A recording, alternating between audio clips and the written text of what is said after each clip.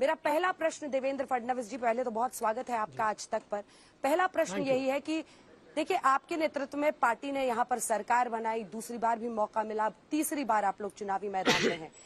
2024 के ही लोकसभा चुनाव में महाविकास अघाड़ी का प्रदर्शन महायुति से बहुत अच्छा था।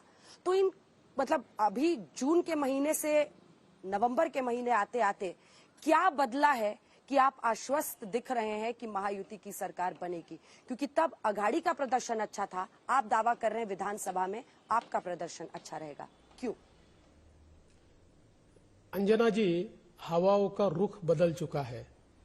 जिस प्रकार से हवाओं को प्रदूषित करने का काम, विचारों को प्रदूषित करने का काम, फेक नैरेटिव चलाने का काम कांग्रेस और उस समय की अघाड़ी की सरकार ने किया था, हमने अब उनका चेहरा खुला कर दिया है। हम लोग विशेष रूप से लोकसभा के चुनाव में 2 कारणों से हारे। पहला कारण ये था कि संविधान बदलेगा और आरक्षण जाएगा, इस प्रकार की बातें नीचे पहुंची और महाराष्ट्र में, ये मैं अपनी गलती मानता हूं कि हम लोग ये व्यवस्था ही नहीं बना पाए कि जिस तेजी से नैरेटिव फैला उस नैरेटिव को हम रोक पाए। हम नहीं रोक पाए तो उससे एक बहुत बड़ा हमारा वोटर उस चुनाव में हमसे खिसका। और दूसरी चीज, जिस प्रकार से महाराष्ट्र में वोट जिहाद का प्रयास ये कांग्रेस अघाड़ी सरकार ने किया, मसलन धुलिया जैसी एक सीट, जिस सीट पर 6 में से 5 कॉन्स्टिट्यूएंसी में हम 1,90,000 से आगे थे और एक मालेगांव सेंट्रल में इस प्रकार की वोटिंग हुई कि हम 1,94,000 से पीछे गए और 4,000 वोटों से हारे। ऐसी 12 सीटें हैं जिन सीटों पर 1 या 1.5 अल्पसंख्यक वोटों की सीटों के कारण हमको हारना पड़ा। बाद में हमारे ध्यान में आया कि पूरे तरीके से धार्मिक नेताओं को इस्तेमाल करते हुए, अल्लाह की कसमें देते हुए और धार्मिक स्थलों से आवाहन करते हुए एक प्रकार से वोट जिहाद यहां पर किया गया। अब ये दोनों चीजें संभव नहीं है। पहली चीज इसलिए संभव नहीं है कि राहुल गांधी ने अमेरिका में स्टेटमेंट देने के बाद और नागपुर में एक लाल संविधान दिखाया जिसके अंदर कोरे पन्ने थे। अब ये नैरेटिव वैसे भी समाप्त हो चुका और लोग भी जान चुके हैं कि आरक्षण देने वाले मोदी जी, आरक्षण लेने वाले मोदी जी नहीं है। इसलिए वो हमारा वोटर वापिस आ गया है और अब वापिस ये लोग वोट जिहाद का प्रयास तो कर रहे हैं, उलेमाओं के तलवे चाट रहे हैं, लेकिन अब वो एक कॉन्स्टिट्यूएंसी में हो पाएगा। एक कॉन्स्टिट्यूएंसी 5 कॉन्स्टिट्यूएंसी को नहीं हरा पाएगी। इसलिए अब, और दूसरा इसके कारण बाकी लोग भी जाग रहे हैं, क्योंकि कभी भी आप अगर किसी एक कम्युनिटी का अपीजमेंट करेंगे तो नेचुरली दूसरी कम्युनिटी को ये लगता है कि हम क्या सेकंड क्लास सिटीजन है। इसलिए मुझे यह लगता है कि अब हवाओं ने रुख बदला है। और सबसे बड़ी बात, पिछले 6 महीनों में जिस प्रकार की योजनाओं का क्रियान्वयन हमने किया, जिस प्रकार से इंफ्रास्ट्रक्चर के प्रोजेक्ट तेजी से समाप्त किए और हमने लोगों के लिए वो खुले किए, तो लोगों में एक बड़ी पॉजिटिविटी हम तैयार कर पाए। इसलिए जनता हमको चुन कर देगी।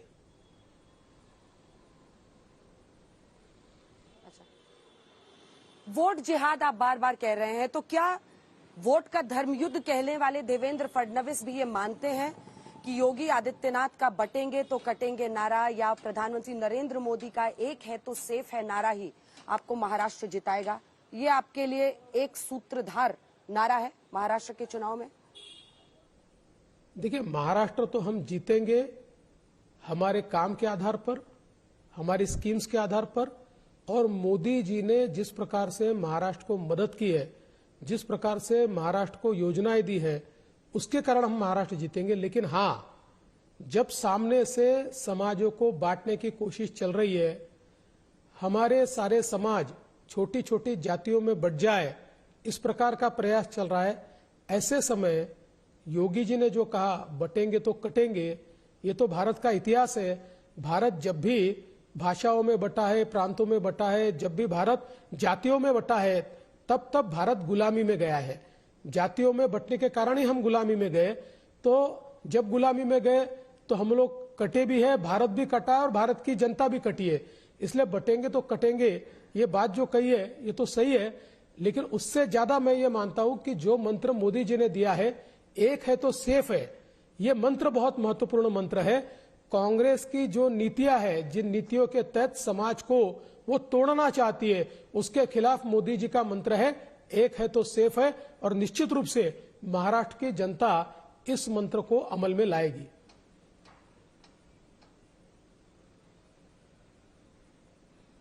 तो फडणवीस साहब, ये आप अजीत पवार को क्यों नहीं समझा पा रहे? वो तो कह रहे कि ये मंत्र महाराष्ट्र में नहीं चलेगा। आप पंकजा मुंडे को क्यों नहीं समझा पा रहे? अशोक चव्हाण को क्यों नहीं समझा पा रहे? देखिए, मैं बहुत साफ शब्दों में कहता हूं, अजीत पवार जी और अशोक चव्हाण जी ये एक अलग विचारों से आए हुए हैं। तो अभी भी कई बार मुझे ऐसा लगता है कि जिन विचारों से वो आए, उन विचारों ने जो एक सूडो सेक्युलरिज्म उनके दिमाग में डाला हुआ है, कभी कभी वो उभर कर बाहर आता है। क्योंकि जब बटेंगे तो कटेंगे, ये योगी जी कहते हैं, तो इसका अर्थ वो समझ नहीं पा रहे। तो हम समझाएंगे उनको, आप चिंता मत कीजिए, जरूर समझाएंगे। और मुझे लगता है, मैंने पंकजा जी से बात की, पंकजा जी ने ये कहा कि हम लोग तो विकास के भरोसे जीत रहे। जब उनको पूछा गया कि आप इसके भरोसे जीत रहे हैं, तो उन्होंने कहा नहीं, हम तो विकास के भरोसे जीत रहे हैं। तो उनके मन में कोई शंका नहीं है।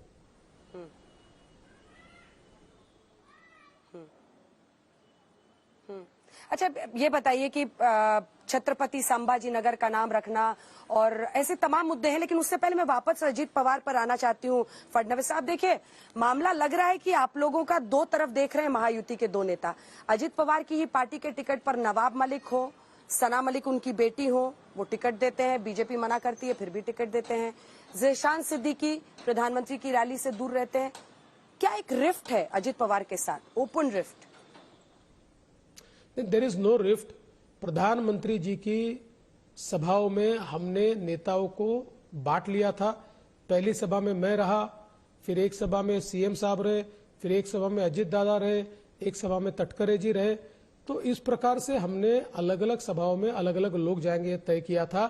इसमें कोई रिफ्ट नहीं है। हाँ, इस बात पर 100% रिफ्ट है कि नवाब मलिक का काम हम नहीं करेंगे। हमने स्पष्ट शब्दों में कहा था कि नवाब मलिक को टिकट मत दीजिए, फिर भी उन्होंने दिया, तो हमने वहां पर शिवसेना का फॉर्म भरा है। हम शिवसेना का काम करेंगे।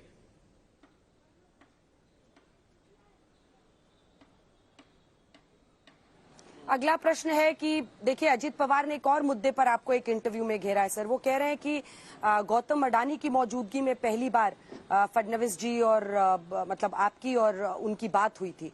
क्या ये बात सच है? देखिए, मैंने ये स्पष्ट रूप से कहा है कि बैठक निश्चित रूप से हुई। जिस बैठक में शरद पवार जी थे, अमित शाह जी थे, प्रफुल्ल पटेल जी थे, मैं था, अजीत दादा पवार थे, लेकिन इसमें कहीं पर भी गौतम अडानी नहीं थे।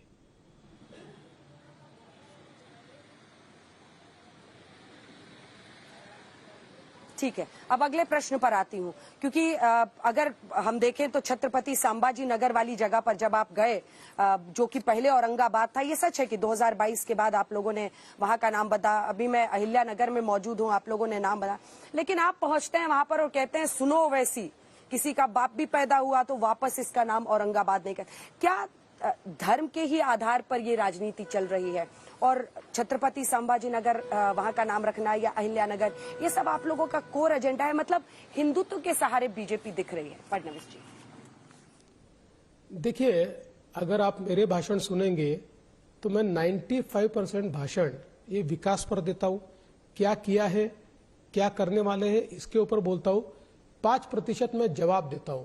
मैं संभाजी नगर जब पहुंचा तो उससे पहले ओवैसी जी की सभा वहां पर हुई थी, और उस सभा में यह कहा गया कि ये कैसे छत्रपति संभाजी नगर है, कौन थे संभाजी, ये तो हमारे पुरखों ने बसाया हुआ है, ये तो हमारी जमीन है।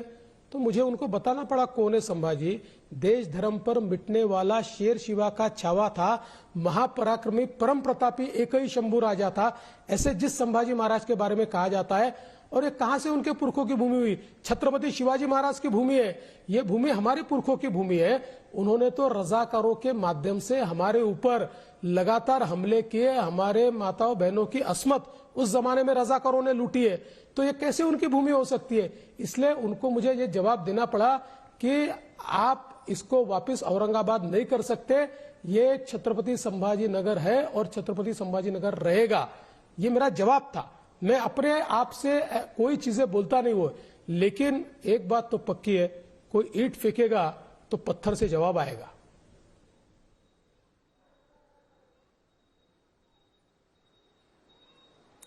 शरद पवार पर आते हैं। क्या आप मानते हैं कि 2024 के चुनाव में शरद पवार बड़े फैक्टर थे और इस बार भी वो बड़े फैक्टर है, इसीलिए आपकी पार्टी उन पर हमला करने के लिए बहुत सोच समझकर बोल रही है? फडणवीस जी, देखिए, महाराष्ट्र में शरद पवार जी हमेशा ही फैक्टर रहे हैं और फैक्टर रहेंगे, क्योंकि महाराष्ट्र की राजनीति में जितनी मेरी उम्र है उतनी उनकी राजनीतिक उम्र है, तो उनको महाराष्ट्र की राजनीति समझती है। महाविकास आघाड़ी या ये जो गठबंधन तैयार हुआ है, ये शरद पवार जी ने तैयार किया हुआ है, शरद पवार जी ही इसको चलाते हैं।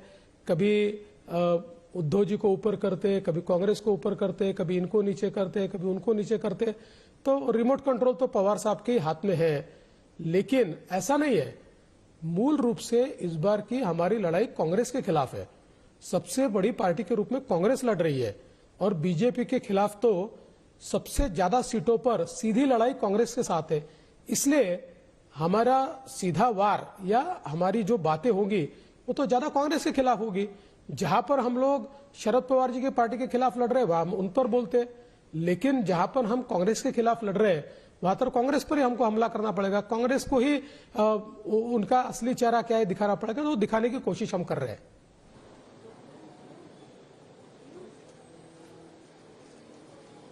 75 सीटें ऐसी हैं जहां पर बीजेपी और कांग्रेस की सीधी लड़ाई है सर, लेकिन वापस आते हुए 41 सीटें ऐसी हैं जहां शरद गुट और अजित गुट के बीच में सीधी लड़ाई है। क्या अजित पवार महायुति के लिए कमजोर कड़ी साबित हो सकते हैं, ये आशंका आपको है? क्योंकि 24 के लोकसभा चुनाव में भी यही हुआ था, सबसे कम सीटें और स्ट्राइक रेट उन्हीं की थी।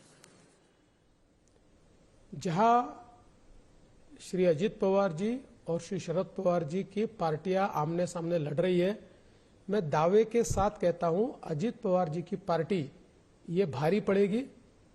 39 सीटों में 25 सीटों पर अजित पवार जी की पार्टी जीतेगी।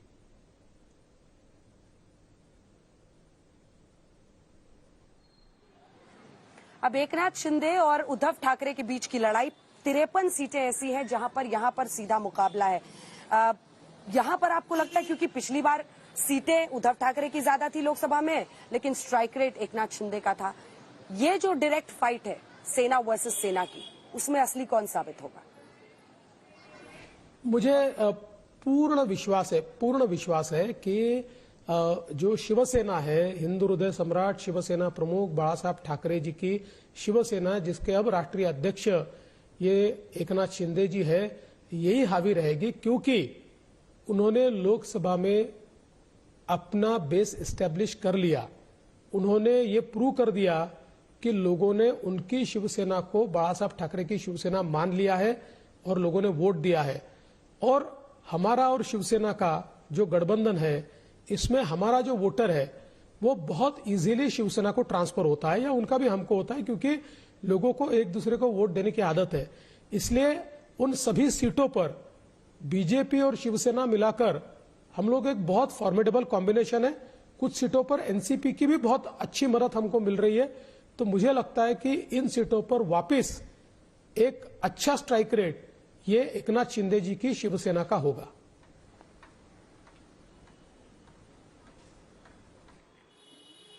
सर, एक तरफ है आपका लाड़की बहन योजना, दूसरी तरफ सोया और कपास के किसानों के मुद्दे पर एक तमाम जो विपक्षी पार्टियां हैं आपको घेर रही हैं।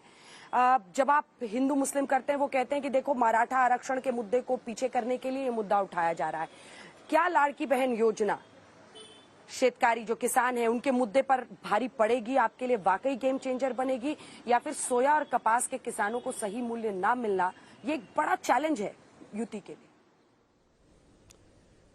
देखिए, पहली बात तो है कि ये दोनों को पैरेलली हम लोग उसका पैरेलल नहीं ड्रॉ कर सकते। लाडली बहन योजना अपनी जगह है, वो गेम चेंजर बनने वाली है, लेकिन जहां तक सोयाबीन और कपास के किसानों का सवाल है, तो पिछले वर्ष सोयाबीन और कपास का भाव इंटरनेशनल मार्केट में नीचे गया तो मार्केट एमएसपी के नीचे आया।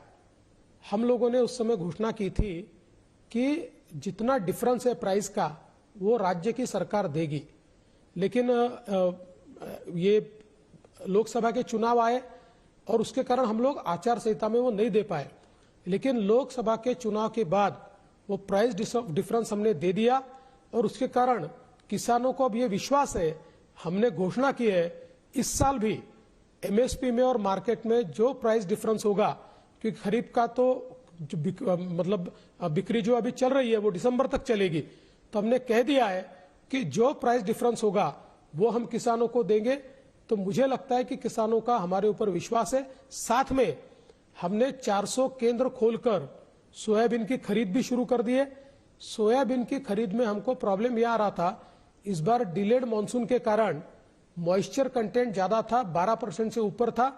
हम लोगों ने केंद्र सरकार को विनती की थी पिछले समय कि आप जो मॉइस्चर कंटेंट है उसको 15% तक अलाउ कीजिए और 12% और 15% में जो डिफरेंस है वो स्टेट गवर्नमेंट देगा। तो केंद्र सरकार ने करीब करीब वो भी मंजूर कर दिया है। तो अब बहुत तेजी से इसकी खरीद चालू हो गई है। करीब करीब 1.5 लाख किसान ऑलरेडी सेंटर्स पर जाकर अपना माल दे चुके हैं और वो खरीद प्रोसेस में है। तो मुझे लगता है एक और एमएसपी पे खरीद भी हम करेंगे और जहां पर किसानों को एमएसपी नहीं मिलेगी वो मार्केट में बेचेंगे, वहां पर हम लोग उनको भावांतर योजना के तहत पूरा पैसा देने वाले हैं। ये बात हमने किसानों तक पहुंचाई है। साथ साथ हमने किसानों को बिजली मुफ्त में दी है। किसान इस बात से बहुत हर्षित है कि अब किसानों को बिजली का बिल नहीं भरना पड़ता। पिछले कुछ महीनों में जो भी बिल उनके पास गया वो 000 का बिल गया, क्योंकि उनका बिल ये राज्य सरकार ने भरा है। और एक चीज और अंजना जी कहना चाहता हूं, आपने मराठा आरक्षण की बात की, विपक्ष कहता है। आखिरी के 2 सवाल सर। हाँ, ठीक है। एक चीज मैं कहना चाहता हूं कि मराठा आरक्षण तो हमने दे दिया, 10% आरक्षण है। मैं विपक्ष को सवाल पूछना चाहता हूं, आपका घोषणा पत्र आया उसमें मराठा शब्द का उल्लेख ही नहीं है, मराठा आरक्षण के बारे में आपने बोला ही नहीं है। अगर ये इतना महत्वपूर्ण मुद्दा है तो आप कम से कम घोषणा पत्र में कुछ तो बोल देते। कुछ नहीं बोला आपने, क्योंकि आपको पता है क्या होने वाला है।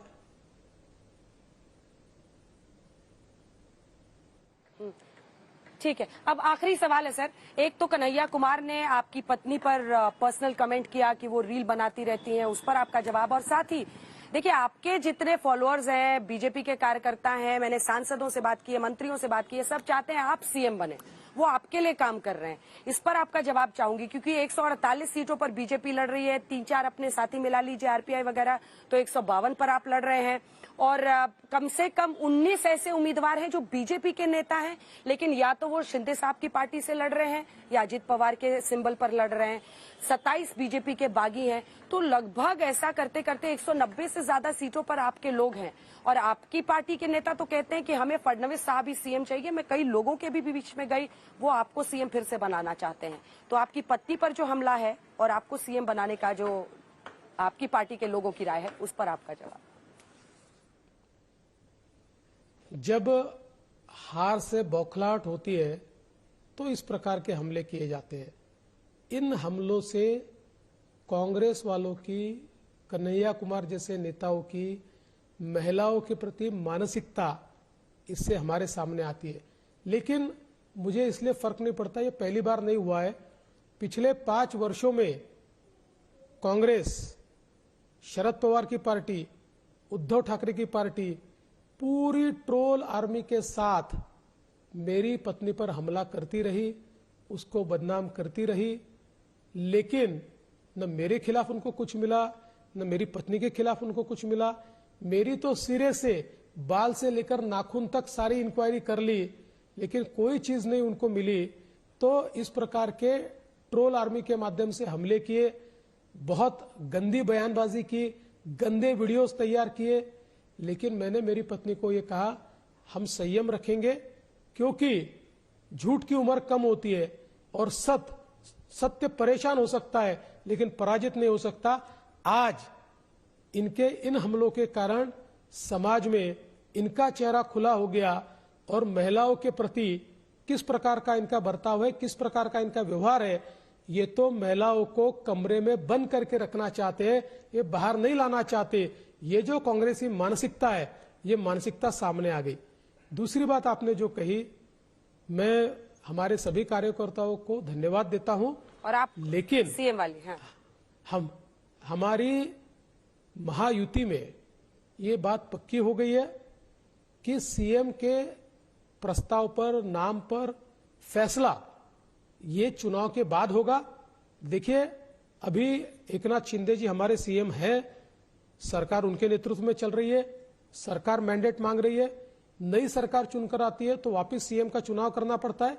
उस समय हमारे तीनों नेता, एकनाथ शिंदे जी उनकी पार्टी के राष्ट्रीय अध्यक्ष है, अजीत पवार जी उनकी पार्टी के राष्ट्रीय अध्यक्ष है, और हमारी पार्टी का पार्लियामेंट्री बोर्ड हमारे राष्ट्रीय अध्यक्ष जी को ऑथराइज करता है। ये तीनों नेता बैठेंगे और तय करेंगे, जो वो तय करेंगे वो मुख्यमंत्री होगा। हमारे यहाँ मुख्यमंत्री की कोई रेस भी नहीं है और मैं किसी रेस में नहीं हूं।